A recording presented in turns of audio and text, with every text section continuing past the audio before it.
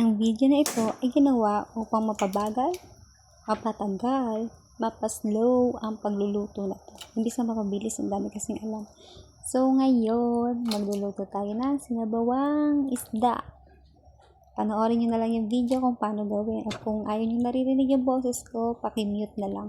So, hindi ko kasi alam kung paano to inanarate. So, magkukwento na lang ako.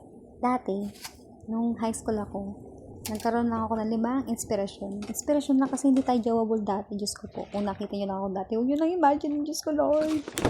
So, yun. Edi last year, nagkaroon kami ng communication. Charot! So, yun. 30 na ako kinikilig. Ay, wait lang. Patapos na pala yung video. So, ayan. Dapat sinabawang isda yan. Kaso, nakalimutan ko yung isda. Nasa freezer pa. Ayan, sinabawang gulay na lang.